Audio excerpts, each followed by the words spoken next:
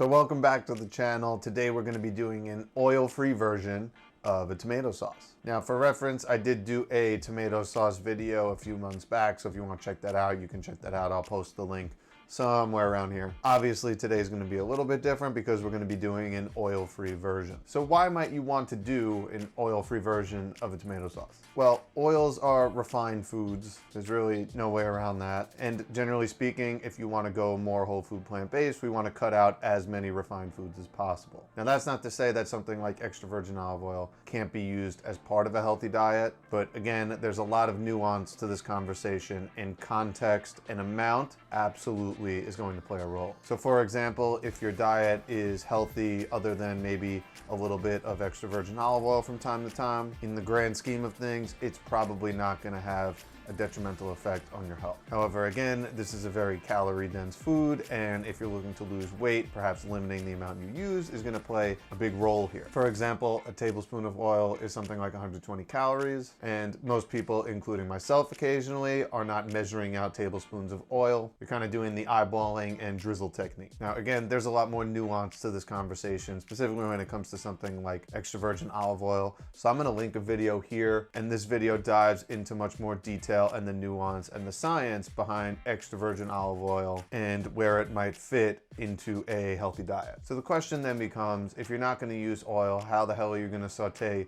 your onions and garlic, or really anything else on the stovetop? Now I've done this occasionally in other videos, but what you can use instead of oil is vegetable stock. Now, this vegetable stock is a homemade one. I tend to prefer homemade ones because I don't have to worry about the added salt, sugar, preservatives, things like that. And these are super easy to make. If you want me to make a video on how to do this, I can absolutely do that down the road. Now, if you don't have vegetable stock for some reason, you can absolutely just use water instead. It's just you're not going to get the same flavor. But regardless of whether you use vegetable stock or water, the technique is going to be the same. So to get started here, you want to make sure your pan is hot. So I have my skillet set to a medium heat already before I have anything going. And then once I find out that it's hot, I'm going to add my onions and garlic. And we're still going to be sauteing that down for about 4 or 5 minutes until it's translucent. But the difference is you want to make sure your onion and garlic isn't sticking to the pan. So what we're going to do here is add about a teaspoon of vegetable stock at a time to kind of deglaze as you go. This will prevent the onions and garlic from sticking to the pan and maybe caramelizing or even burning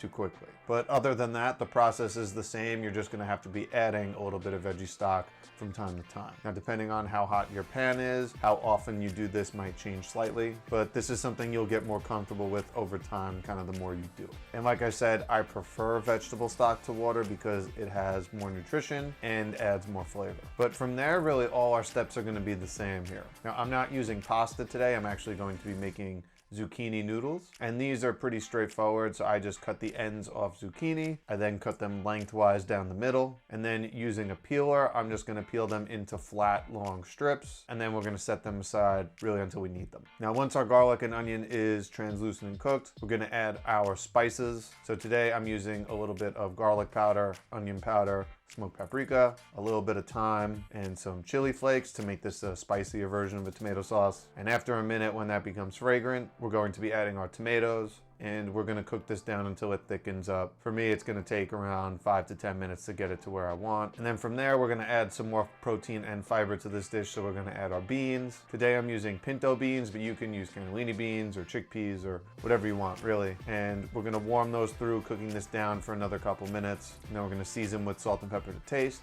And then finally, we're going to add those zucchini noodles. Really at the end, we don't want to cook them all the way through. We want to keep them al dente. So we want to basically put them in as kind of the finishing touch here. And we want to get these incorporated into the sauce, but again, we don't want to cook them down to the point where they become kind of soft and mushy. We want them to keep that al dente texture. And then once that's done, that's really it. So you can serve this however you want, with perhaps some fresh herbs, some nutritional yeast, some extra chili flakes. Really, you can kind of go wherever you want here. But this is a very simple way to make a tomato sauce oil-free, and then you don't have to worry about anything on the back end in terms of negative health benefits, especially when we're talking about specifically things like cholesterol and heart disease. So I hope you enjoyed this little twist. If you want more stuff like this, I'm happy to do it. I do think as a home cook, being flexible is really key here. So having the knowledge and ability to cook both with oil and without oil is only going to make you more dynamic as a home cook, and also gives you more options when we're talking about putting your health forward. So I hope you enjoyed this take today. Let me know in the comments below if you want me to make anything in particular going forward. And until then, see you next week.